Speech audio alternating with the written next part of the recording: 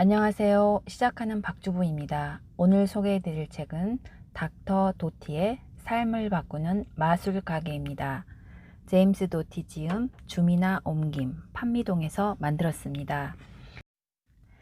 이 책은 BTS 아미들의 필독 도서라고도 합니다. 굉장히 재미있고 굉장히 감동적입니다. 제임스 도티, 스탠퍼드 대학 신경외과 교수, 의과대학에 속한 연민과 이타심 연구 및 교육센터의 창립자이자 소장이다. 신경 및 행동과학자, 생물의학 연구자들과 함께 인간의 궁극적 자질인 연민, 친절, 사랑 등의 생리적, 심리적 상관관계를 밝히는 연구를 하고 있다. 이 센터는 창립 당시 달라이라마가 티베트 조직이 아닌 곳 중 가장 많은 돈을 후원한 사실로도 유명하다. 닥터 도티의 삶을 바꾸는 마술 가게는 뇌와 심장 이 두 기관의 잠재력을 동시에 활용할 때 인간이 어떤 특별한 일을 해낼 수 있는지 최초로 밝힌 기념비적인 책이다. 한 개인의 체험적 진실과 오랜 과학적 탐구를 C줄, 날줄로 엮으며 흡입력 있게 전개되는 페이지 터너이자 인간이 어떻게 자신의 꿈을 이뤄가야 할 것인지에 대한 묵직한 메시지를 전하는 감동 실화다. 저자는 어린 시절 캘리포니아 고원 사막 지역의 가난한 가정에서 자랐다.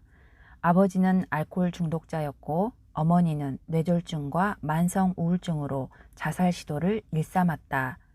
자존감 없는 아이였던 그가 자신의 존재를 특별하다고 느끼는 유일한 순간은 마술을 연습할 때뿐이다. 하지만 12살 되던 어느 여름날 그는 동네 마술 가게에서 루스라는 할머니를 우연히 만나 눈속임이 아닌 정말로 자신을 특별하게 만드는 마술을 배우게 된다.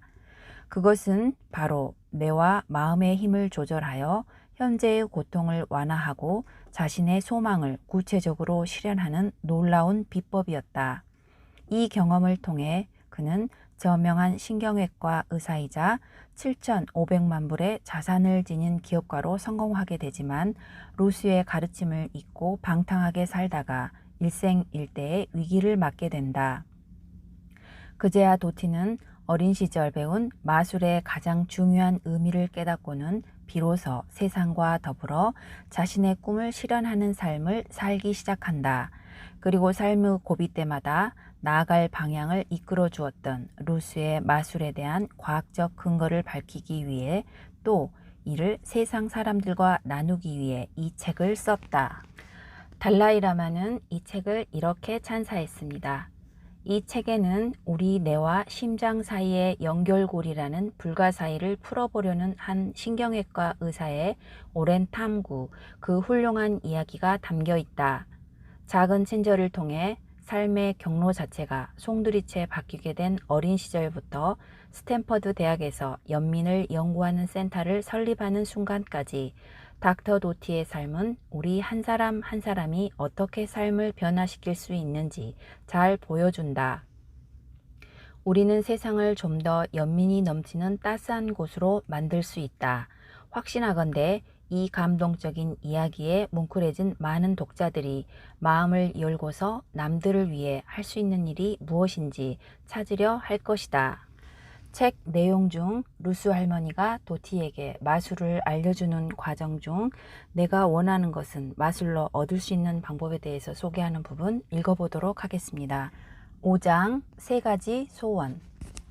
내 여름날은 가장 위대하고 가장 강력하고 가장 비밀스럽고 게다가 삶을 바꿀 수 있는 사상 최고의 마술 비결을 가르쳐 주겠다는 루스의 약속과 함께 점점 끝이 보이고 있었다. 여전히 나는 그 마술이 어떤 것인지 이해하지 못했지만 사상 초유의 무대에서는 가장 위대한 마법사가 될 거라고 상상했다. 대부분의 마술사들은 스카프에서 비둘기를 꺼내 보이거나 모자에서 토끼를 꺼내거나 흐릿한 공기 중에서 카드 부채를 꺼내 들곤 했다. 가장 교묘한 속임수를 쓰는 마술사라면 자신을 마법의 대상으로 삼아 아무도 없는 어딘가에서 무대 한가운데로 난데없이 마술처럼 등장하곤 한다. 여름이 시작될 때만 해도 커다란 희망이나 목을 빼고 기다릴 만한 게 아무것도 없었다. 하지만 세 가지 소원을 들어준다던 램프의 요정 지니처럼 루스는 나한테 내가 원하는 건 뭐든지 마술로 얻을 수 있는 방법을 알려주려고 했다. 루스가 여기에 머무르게 될 마지막 주가 되었다. 지난 6주는 어떻게 보면 한평생처럼 길게 느껴지기도 하고 또 어떻게 보면 눈 깜짝할 사이에 쏜살같이 지나버린 것만 같았다. 4가지 마술을 배우기 위한 6주라는 시간이 긴 시간처럼 보였지만 루스가 말하기를 이런 유형의 마술을 배우고 완성하기까지는 대개 수년이 걸린다고 했다. 덧붙여 내 평생에 걸쳐서 계속 연습하고 습관처럼 삼아야 한다고도 했다. 나는 최대한 자주 마술 가게로 와서 매일 그 마술을 제대로 습득할 때까지 연습을 계속하곤 했다. 그때가 되어서야 비로소 루스는 다음 마술로 넘어가도 좋다고 승낙했다. 루스가 가고 나면 무엇을 할까? 남은 여름날을 어떻게 보내지? 이런 생각들을 되도록 하지 않으려고 애썼다. 계약한다는 생각만 해도 불안해졌다. 이렇게 걱정하기 시작할 때마다 호흡하기와 몸의 긴장 풀기를 연습하곤 했다. 그런 걱정은 시간 낭비일 뿐이라고 루스가 말해주었지만 나는 여전히 학교도 엄마도 아빠도 걱정되었고 기간이 만료되는 9월 첫날 집을 비워줘야 하는지도 걱정되었다. 엄마는 점점 더 우울증이 심해지고 있는 것 같았다. 아빠는 걸핏하면 술에 취해 출근하지 않는 탓에 최근에 잡은 일자리도 잃고 말았다. 지금은 집에 들어앉아 담배를 피우고 텔레비전만 보고 있었다. 아빠는 월세를 낼 거라고 장담하면서 더 이상 걱정하지 말라고 했지만 그 약속은 크게 의미가 없었다. 걱정을 안 할 수가 없었다. 우리가 집에서 쫓겨날까 봐 걱정되었다. 아빠가 다시 술을 마시고 쥐꼬리만큼 남은 돈마저 가져갈까 봐 걱정되었다. 형도 걱정이었다. 형은 나랑 같이 방을 쓰는데 언제나 방에 틀어박혀 울곤 했다. 나는 울고 싶어도 울 수가 없었다. 식구들이 흩어지지 않게 붙들고 있어야 했기 때문이다. 동네 술집으로 아빠를 찾아 나서야 했고 혹시 아직 수중에 남아있다면 그 돈을 챙겨야 했다. 엄마는 다시 자살 시도를 해서 긴급 의료진이 찾아오면 구급차를 타고 병원까지 가야 할 사람도 나뿐이었다. 놀리고 괴롭히는 아이들로부터 형을 보호해야 하는 사람도 다름 아닌 나였다. 집으로 돌아갈 무렵 깊은 한숨을 쉬며 마술가게 문을 열고 나왔다. 닐은 카운터 뒤에서 손을 흔들어 주었다. 전날 내가 집에 가려 할 때 닐은 마술사의 비밀협회에 대해 이야기해 주었다. 너도 그 모임에 초대받을 텐데 어떤 마술사에게도 내 비밀을 절대로 밝히면 안 돼. 약속해. 하지만 가장 중요한 비밀 중에 하나를 말해줄게. 너는 너 자신의 마술을 믿어야 해. 이렇게 해야만 위대한 마술사가 되는 거야. 위대한 마술사는 자신의 관객에게 하고 있는 이야기를 믿고 그 자신도 믿지. 환상이나 박수갈채나 교묘한 손길 같은 이야기가 아니란다. 자신을 철석같이 믿는 마술사의 능력, 그리고 관객들이 자신을 믿게 만드는 마술사의 능력에 대한 이야기야. 마술이란 결코 관객의 희생으로 이루어지지 않아. 마술은 사기나 속임수가 아니거든. 진정한 마술사는 관객을 무엇이라도 가능한 세상, 모든 게 현실이 되는 세상, 믿을 수 없는 것이 믿을 수 있는 것이 되는 세상으로 데려간단다. 나는 아직 어떤 비밀 마술협회의 회원도 아닌데 왜 이 비밀을 나한테 말해주는지 닐에게 물었다. 아직 아닌데 말이야. 짐, 너는 위대한 마술을 하게 될 거야. 난 그걸 알아. 우리 엄마도 알고 계시고 헌데 너도 그 사실을 알고 있어야 해. 진짜로 믿어야 한다니까. 그게 가장 중요한 점이고 그게 모든 마술 비법 중에 최고의 비결이지. 내일 내가 마지막 마술 연습을 시작할 때 이걸 기억해야 하고 우리 엄마가 떠나신 후에도 그 사실을 명심해야 해. 루스는 큰 초에 불을 붙이더니 사무실 중앙의 TV장 같은 작은 탁자 위에 올려놓았다. 처음 보는 초였다. 초는 붉은 색깔의 기다란 유리 실린더 안에 들어있었다. 실린더 바깥은 갈색과 오렌지색 소용돌이 무늬가 둘러싸고 있었다. 실린더 안의 초는 흰색으로 유리 안의 3분의 1을 차지했다. 소용돌이 무늬 때문인지 마치 촛불이 움직이면서 춤을 추는 것처럼 보였다. 루스는 방 안의 불을 다 껐다. 그래서 평소보다 매우 어둑하고 좀 더 신비한 분위기가 났다. 이게 무슨 향이죠? 루스에게 물었다. 샌달 우드 향이란다. 꿈을 꾸기에 좋은 향이지. 심령회를 하려는 건가?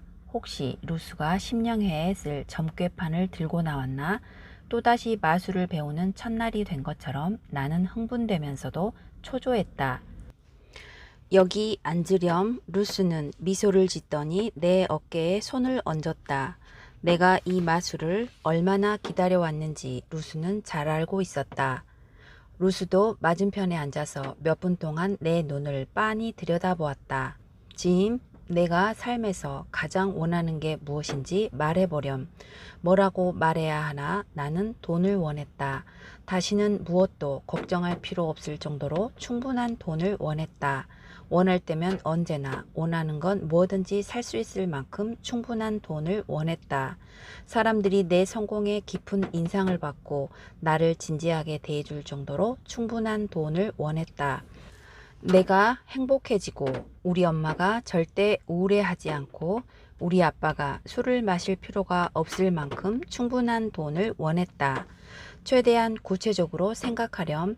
나는 그걸 큰 소리로 말하기가 조금 당황스러웠지만 어쨌든 말을 꺼냈다. 저는 많은 돈을 원해요.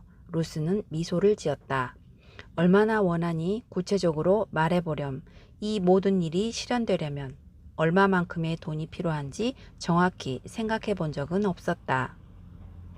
실은 아무 생각이 없었다. 충분한 돈이요. 이렇게 대답했다. 루스는 희미한 웃음을 터뜨렸다. 짐, 내가 말하는 충분한 돈이 정확히 얼마만큼인지 크게 말해야 한단다. 나는 곰곰이 생각해 보았다. 학교 주변에서 어떤 남자가 은색 포르쉐 타르가를 몰고 가는 모습을 자주 본 적이 있다. 분명 이 근처에서 일을 하거나 살고 있는 사람일 것 같았다. 아주 멋져 보였다. 그래서 언젠가 나도 저렇게 될 거라고 맹세했다.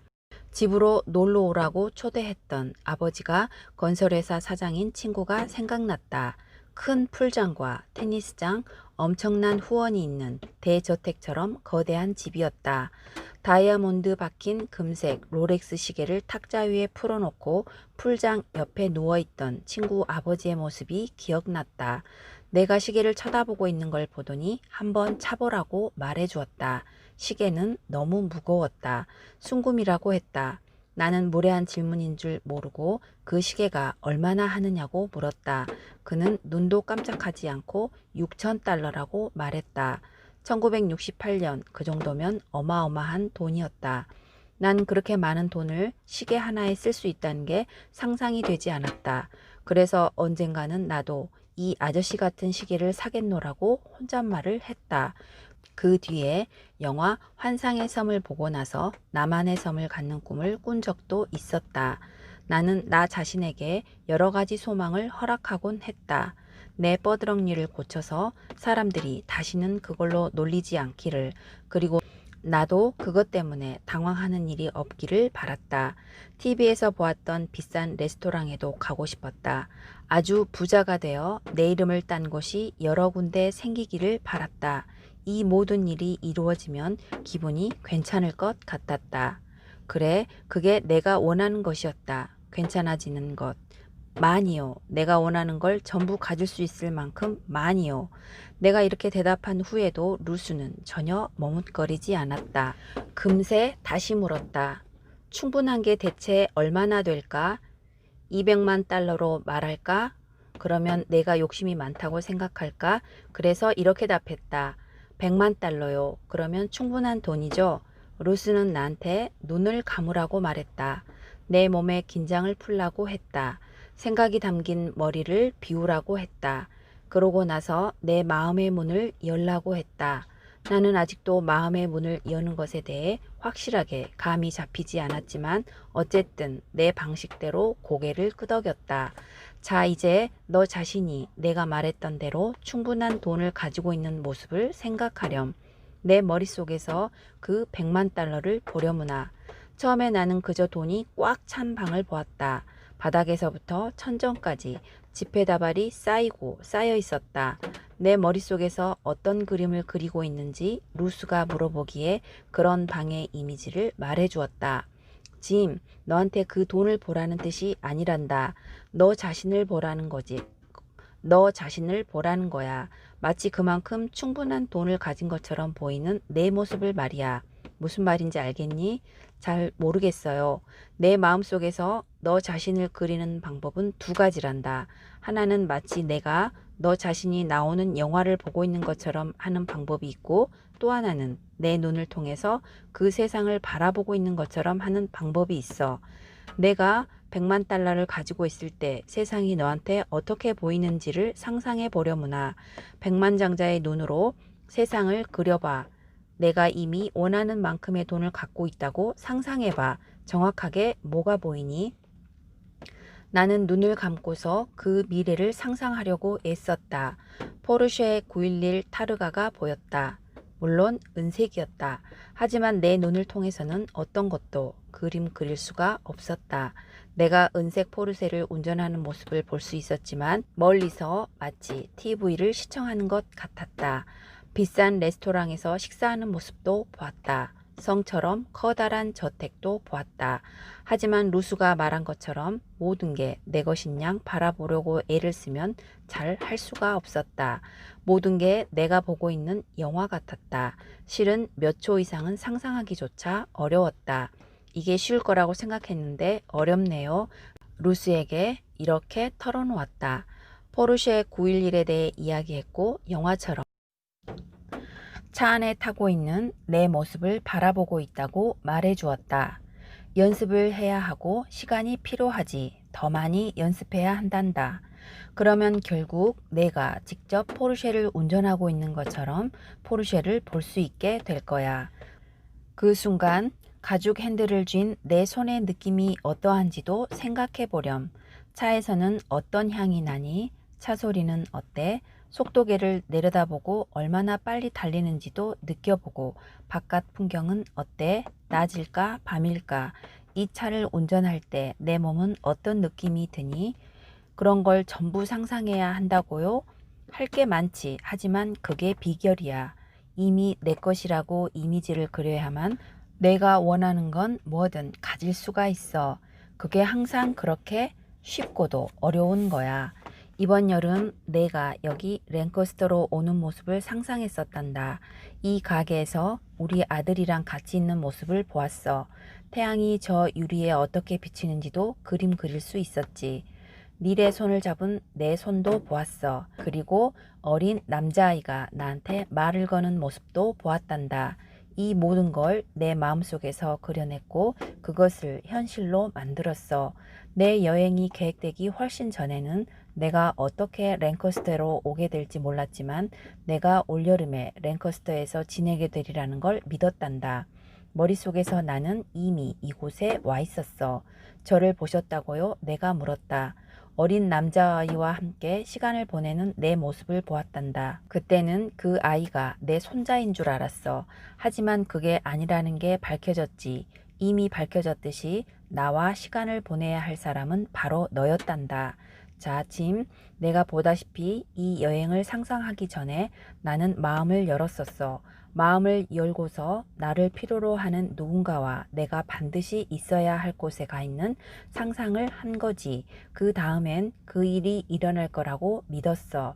세상 일이라는 게 우리가 생각하는 대로 항상 일어나는 건 아니야. 하지만 모든 일은 정확히 일어나기로 예정된 방식으로 이루어진다는 사실을 배워 알고 있단다. 왜 이번 여름을 너와 같이 보내기로 예정되어 있는지 나는 알지 못해. 하지만 언제나 그럴 만한 이유가 있다는 건 알고 있지. 그리고 만약에 우리 손자랑 올여름을 보내기로 예정되어 있었다면 일이 그렇게 되었을 거라는 사실도 알고 있어. 짐, 옛말에도 있잖니? 준비된 학생에게 준비된 선생님이 나타난다고. 너는 이미 준비된 학생이었던 거야. 나는 루스의 개인적인 삶에 대해서는 정말로 아는 게 거의 없었지만 이 대화를 하고 45년 뒤에 알게 된 사실이 하나 있다. 나와 여름을 보낸 그 다음 해인 1969년에 루스는 랭커스터에서 100마일 이상 떨어진 레이크 이사벨라에서 손자 커티스와 함께 여름을 보낼 수 있었다고 한다. 루스는 자신만의 마술을 펼쳤다. 그리고 나처럼 아마 그때 비로소 손자 커티스도 준비가 되었기 때문에 그렇게 될 수 있었을 것이다. 루스는 그날 집으로 가는 날을 배웅하면서 이미 가르쳐 주었던 3가지 마술을 연습하고 특히 내 마음을 여는 일에 특별히 주의를 기울이라고, 그런 다음에 내가 삶에서 이루고 싶은 모든 것의 목록을 작성해 보라고 했다. 내가 원하는 10가지를 써보면 좋겠구나. 내가 만들어내고 싶은 것에 대해 곰곰이 생각해 보렴. 내가 어떤 사람이 되고 싶은지 적어보고 그런 다음 그걸 내일 가져와 보려무나. 10가지 소원이 아니라 3가지 소원이라고 생각했었어요. 짐, 하늘의 별처럼 수없이 많은 소원을 가져도 돼. 하지만 우선 10가지로 시작하고 내일 그걸 가져오렴. 루스가 손으로 써보는 과제를 내준 일은 처음이었다. 나는 루스가 말한 대로 해보았다. 1. 집에서 쫓겨나지 않기. 2. 크리스랑 계속 데이트하기. 3. 대학 가기. 4. 의사 되기. 5. 100만 달러. 6. 롤렉스 시계. 7. 포르쉐. 8. 저택. 9. 섬. 10. 성공. 다음날 루스에게 이 목록을 전해주었다. 루스는 쭉 읽어내려갔다. 루스의 반응은 이것뿐이었다. 왜요? 나는 물었다. 짐, 이 목록을 만들기 전에 확실히 마음을 열었니? 내가 이렇게 하라고 했었는데. 나는 그렇게 했다는 뜻으로 고개를 끄덕였다. 그때 나는 처음이자 유일하게 루스에게 거짓말을 했다. 하지만 내 마음을 여는 방법에 대해서는 도무지 감이 잡히지 않았다. 루스가 가르쳐준 것 중에 유독 그 부분만은 정말로 이해하지 못한 것 같았다. 그런데 내가 원하는 걸 얻기 위한 방법을 너무 배우고 싶어서 루스에게 다시 물어보고 싶지도 않았고 다시 뒤로 돌아갈 필요도 없다고 생각했다. 내 목록의 소원을 실현하는 방법을 배울 수 있는 날이 이제 겨우 엿새뿐이었다. 내가 의사가 되고 싶어하는 줄은 몰랐구나. 4학년 때 직업의 날이 있었다. 지역사회 전문가들이 그들의 직업에 관해서 이야기해 주러 오는 날이었다. 소방관과 회계사와 보험회사 영업사원은 이미 익숙한 직업이었다. 이 중에 크게 관심이 가는 사람은 없었다. 소방관은 꽤 멋진 일이었지만 그가 말하길 소방관이라는 게 대체로 무언가 나쁜 일이 일어나기를 기다리는 일이 다반사라고 했다. 다음 사람은 좀 달랐다. 그는 우리 한 사람 한 사람을 보고 미소 지어 주었다. 그 사람은 의사였다.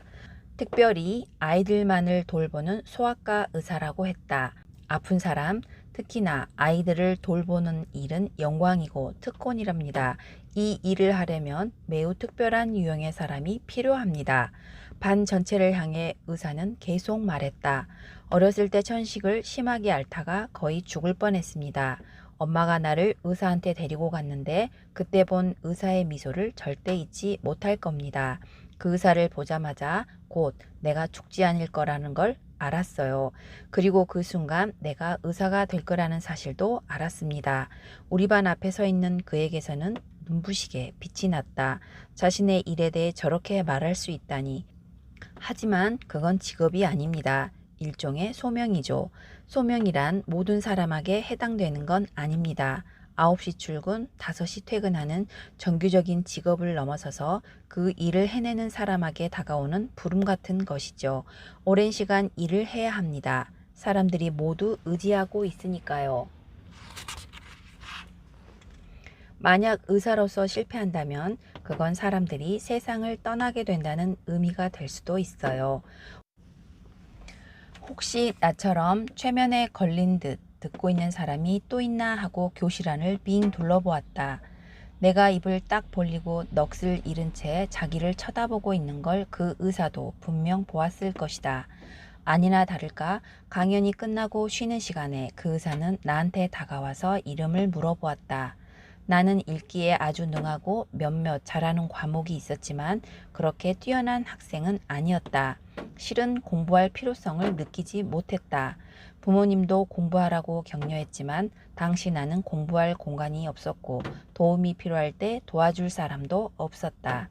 텔레비전이 늘 켜져 있거나 부모님의 말다툼이 계속될 때는 집중하기가 어려웠다.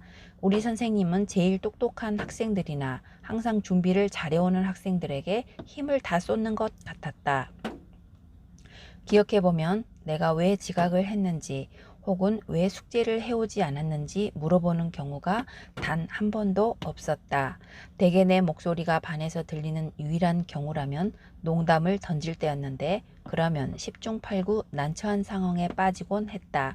그 외에 나는 대체로 선생님 눈에 보이지 않는 존재로 느껴졌다. 하지만 이 의사에게는 질문할 거리가 100만 개는 되었다. 사람이 죽는 걸 본 적이 있나요? 태어나는 모습도요. 주사도 놓나요? 아이들이 진료실에서 울면 어떻게 하나요?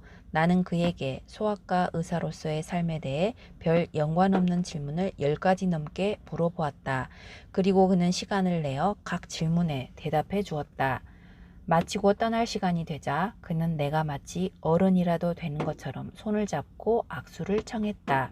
아마 너는 언젠가 의사가 될 거야. 나는 그때 대학에 가거나 의사가 되는 일을 상상조차 할 수 없었다. 그건 마치 언젠가 달에 가서 걸어보겠다는 생각만큼이나 불가능해 보였다. 하지만 그가 농담을 하고 있는 것 같진 않았다. 그는 내 눈을 똑바로 쳐다보면서 이렇게 말해주었다. 내가 이 일을 좋아하는 걸 난 알 수 있단다. 그래서 내가 언젠가 정말로 좋은 의사가 될 거라고 말할 수 있는 거야. 내 스스로가 부족하다고 생각하지 말아라. 그는 나한테 다시 미소를 보내더니 뒤돌아 교실을 나갔다.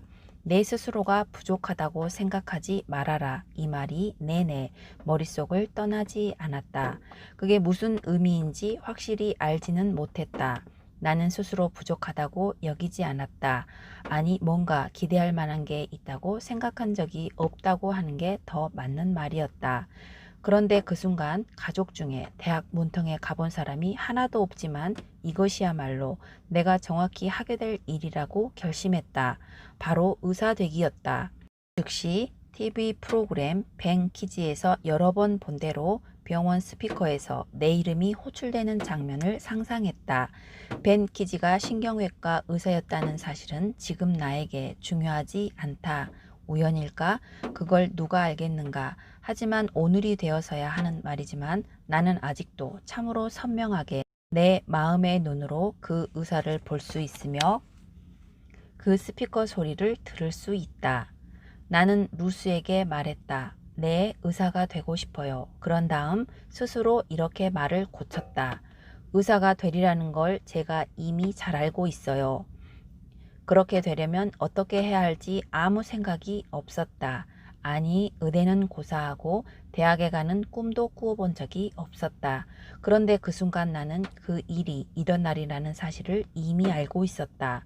루스는 내가 마치 놀라운 업적을 달성한 듯이 박수를 쳐주었다. 그거야, 바로 그것이란다. 루스가 말했다. 그게 뭔데요? 그렇게 아는 것 말이야. 내가 의사가 될 거라는 걸 반드시 알아야 한단다. 그런 다음 마치 내가 의사인 것처럼 마음속에서 그렇게 그림을 그려야 해. 자, 의사의 눈으로 세상을 바라보렴. 나는 두 눈을 감고 그렇게 해보았다. 어려웠다. 하얀 가운을 내려다보면서 나 자신을 의사로 바라보는 일이 좀처럼 잘 되지 않았다. 이미지가 흐릿하고 애매했다. 그렇게 바라보기가 어렵네요. 그렇기 때문에 먼저 내 몸의 긴장을 풀고 내 머리를 깨끗하게 비워야 한단다. 루스는 이렇게 말하면서 다시 첫 번째 훈련으로 나를 데리고 갔다. 자, 이제 내가 주의를 환기시켰으니 너도 의도를 정할 때가 왔구나. 제 뭐를 정한다고요? 나는 휘둥그러진 눈으로 물었다. 너의 의도, 만약 몸의 긴장을 풀고 머리를 비우고 마음을 연다면 확실한 의도를 정하기가 쉬워진단다. 너는 의사가 될 뜻을 갖고 있으니 그 점이 아주 명확해지는 거지. 나는 다시 눈을 감고 생각했다. 나는 의사가 되려고 한다. 나는 확실히 의사가 되려고 한다. 나는 의사가 될 뜻을 품고 있다. 확실하게 어느 게 더 좋을지 몰라서 이 모든 걸 다 생각해 보았다. 짐, 이제 머릿속에서 내가 창을 통해 바라보고 있다고 상상해 보자. 그 창은 뿌옇게 흐려져 잘 보이질 않아. 마치 바깥은 추운데 따뜻한 차 안에 있는 것 같은 거지. 내 마음의 뜻을 희뿌연 서리가 녹는 것으로 생각해 볼까? 거듭 반복해서 의도를 정하렴. 그러면 창은 점점 깨끗해질 거야. 뿌옇던 것도 점점 사라지겠지. 창의 다른 편에는 의사가 된 내가 있어. 창을 통해 그 이미지를 더욱 선명하게 볼수록 그 이미지가 실제 삶에서 일어날 확률은 더 높아지지. 나는 계속 반복하여 시도해 보았다. 그러나 결국 내 머릿속 창을 통해 하얀 가운을 입은 내 모습을 볼 수 있었다. 계속 그렇게 하렴. 날마다, 매주, 매달, 해마다 내 머릿속에서 그 창을 통해 선명하게 바라볼 수 있는 건 뭐든 진짜 현실이 될 거야. 그 창 안에 있는 것을 내가 이미 가졌다고 상상하면 할수록, 또는 그 창 안에 있는 모습대로 내가 이미 되었다고 상상하면 할수록 그 일은 더 빨리 이루어질 거야. 진짜로 현실이 되어 이 마술이 정말로 효과가 있다는 걸 약속하는 거죠. 약속하마, 짐. 너한테 절대로 거짓말 하지 않아. 그런데 그게 지금 당장 일어난다고 하진 않을 거야. 노력이 필요해. 그리고 어떤 일은 일어나려면 다른 것보다 시간이 더 오래 걸릴 거야. 그리고 때로는 내가 기대한 방식대로 정확히 일어나지도 않을 거야. 하지만 약속하마. 내 목록에 쓴 모든 것, 내 마음속에 느끼는 모든 것, 내가 깊이 생각하는 모든 것, 그리고 내 머리와 마음으로 상상하는 모든 것은 분명히 일어날 거야. 내가 정말로 믿고 정말로 열심히 노력한다면 말이야. 그걸 반드시 눈으로 보아야 하고 그런 다음에 그걸 따라가야 한단다. 그냥 방 안에서 우두커니 기다리면 안 돼. 실제로 좋은 성적을 얻어 의대에 가서 의사가 되는 공부를 해야지. 그런데 좀 불가사의한 면에서 내가 그 소원을 너한테 끌어올 거야. 그리고 내가 상상한 대로 될 거야. 만약 내 머리와 마음을 사용한다면 그 일은 이루어질 거야. 내 말을 믿으렴. 그날 밤 나는 집으로 가서 이번 여름에 루스가 말해주었던 모든 것을 잊어버리지 않으려면 써놓는 게 낫다고 판단했다. 그래서 특별한 걸 모아둔 상자에서 공책을 꺼냈다. 빈 페이지를 찾아 맨 위에 루스의 마술이라고 적었다.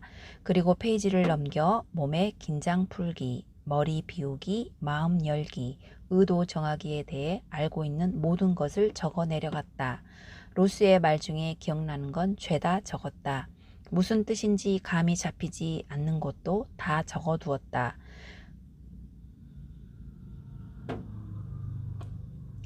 가장자리 여백에 메모도 했다. 뭐든 잊어버리고 싶지 않았다. 내가 원하는 10가지 목록을 그 공책에도 그대로 옮겼다. 그 목록의 첫 소망을 읽었다. 집에서 쫓겨나지 않기. 루스가 이 마지막 마술에 대해 들려주었던 모든 이야기를 읽고 또 읽었다. 루스는 내가 원하는 건 뭐든 떠올리고 거듭 내 의도를 반복하고 그 다음에 내 머릿속으로 선명한 그림을 그려보라고 했다. 내가 원하지 않는 것에 대해서는 생각하지 않아야 한다. 그런데 이 집에서 쫓겨나지 않는 것을 상상하는 방법을 나는 알지 못했다. 그전에도 우리 가족은 쫓겨난 적이 있었다. 경찰이 와서 엄마한테 퇴거 통보를 했다. 그런 다음에는 집주인이 고용한 사람들이 우리 물건을 거리에 내던졌다. 나는 이걸 계속 상상하기 싫었다.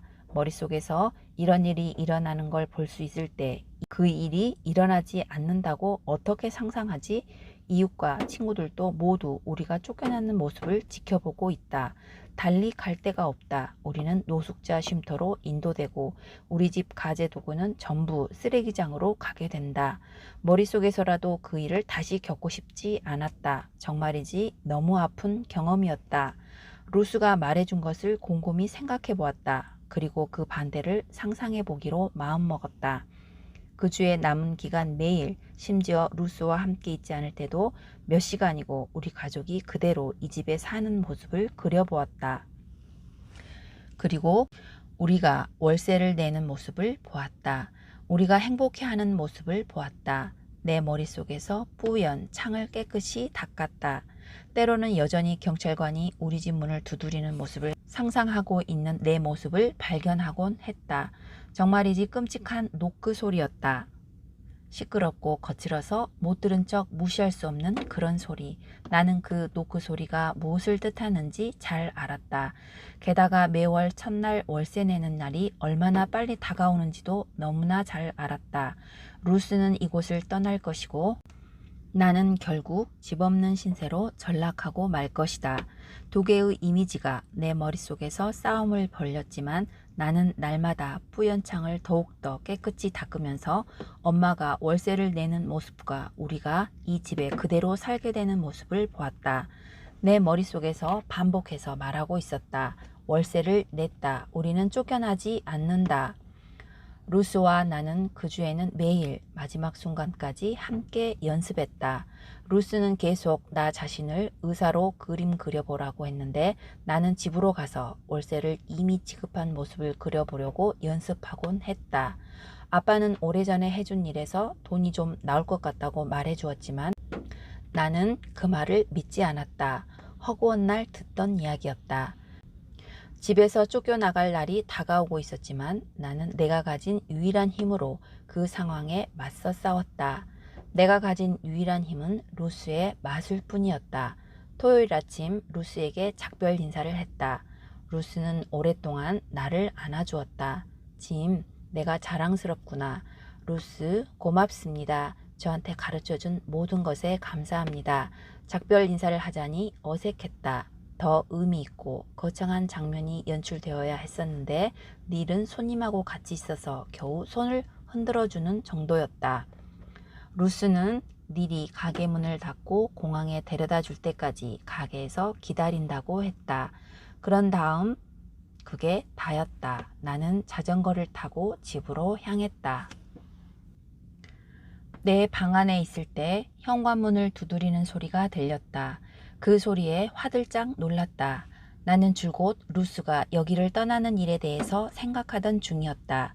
노크 소리가 한 번 더 들렸다. 성이 나서 우격다짐으로 고집을 피우는 듯한 소리였다. 속이 울렁거렸다. 가슴 안쪽의 심장이 빠르게 뛰는 걸 느낄 수 있었다. 바닥에 두 발이 딱 붙어버린 것만 같았다. 다시 문 두드리는 소리가 났다. 엄마는 방에 누워있고 아빠와 형은 집에 없었다. 별 수 없이 내가 문을 열어주어야만 했다. 나 말고 아무도 없었다. 부엌 창문을 통해 바깥을 살폈다. 집 앞에 보안관 대리의 순찰차와 현관 앞에 보안관이 있을 거라고 생각했다. 그런데 어떤 남자가 서 있었다. 정장 차림의 남자였다. 문을 열자 그 남자는 나를 보더니 아버지가 있는지 물었다. 지금 집에 안 계신데요? 그러면 아버지에게 진작 돈을 갚지 못해서 죄송하다고 전해주세요. 이 봉투를 아버지에게 전해주면 됩니다. 그리고 기다려줘서 고맙다고도 전해주세요. 그 남자는 봉투를 건네주고는 가버렸다. 나는 현관문을 닫고 손에 쥔 봉투를 내려다보았다. 봉투 앞면에는 이름과 주소가 있었다. 뒤집어 보았다. 봉투를 봉한 상태가 아니었다. 그래서 봉투 입구를 열어보았다. 그 안에는 돈이 보였다. 많고도 많은 돈이었다. 나는 안방으로 달려가서 엄마한테 봉투를 주었다. 엄마는 봉투를 열더니 찬찬히 돈을 세었다.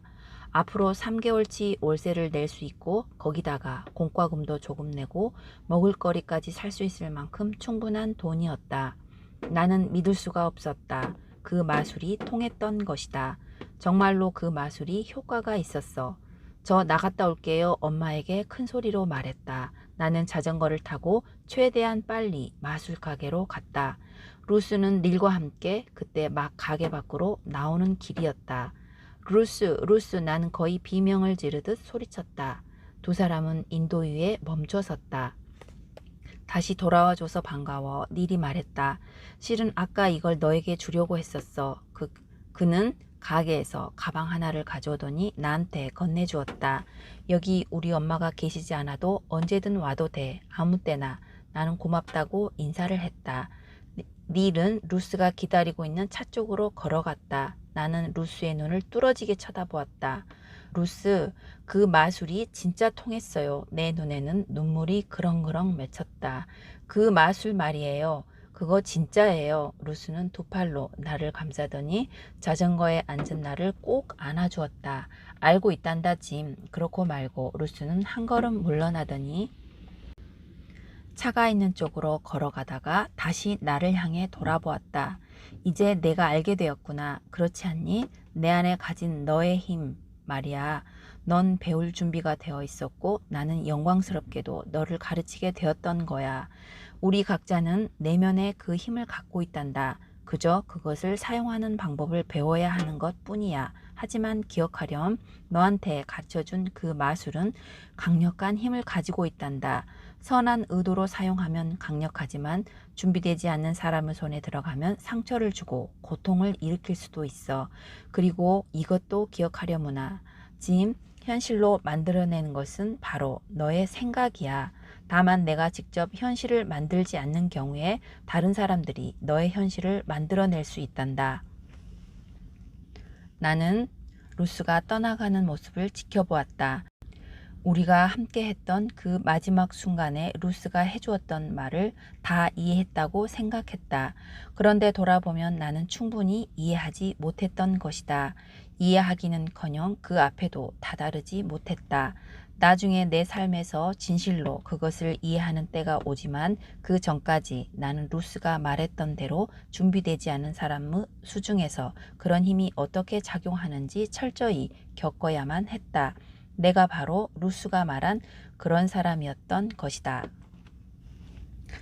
닐이 건네준 가방 안을 살펴보았다. 그 안에는 가짜 플라스틱 엄지와 트릭이 표시된 카드 몇 벌이 들어있었다.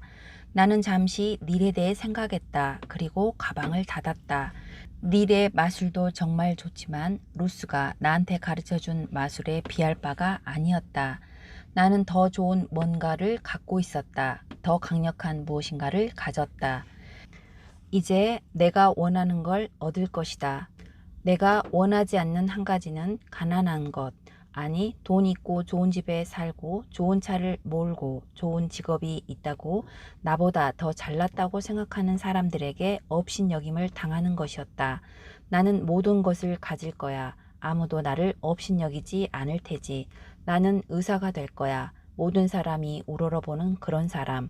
나는 백만장자가 될 거야. 힘 있는 사람이 될 거야. 성공한 사람이 될 거야. 그걸 이루는 방법을 나는 이미 알고 있었다. 루스가 가르쳐 주었다. 이 마술은 내가 상상했던 그 어느 것보다도 더 위대했다. 그리고 그 마술은 항상 내 안에 그 자리에 머물러 있었다. 나는 그 사실을 그저 몰랐던 것 뿐이었다. 나는 내 머리와 마음을 훈련할 것이다. 연습할 것이다. 더 열심히 노력하고 필요한 게 뭐든 더 많이 이룰 것이다. 내 안에 그 힘이 있다는 걸 나는 알고 있었다. 우리는 집에서 쫓겨나지 않았다. 그것은 내가 절실히 필요했던 바로 그 증거였다. 루스의 마술은 진짜였고 정말이지 힘이 있었다. 나는 소원 목록에서 그것을 지웠다. 그리고 나머지 소원도 이렇게 지우게 되리라는 사실을 잘 알았다. 나는 랭커스터를 싫어했다.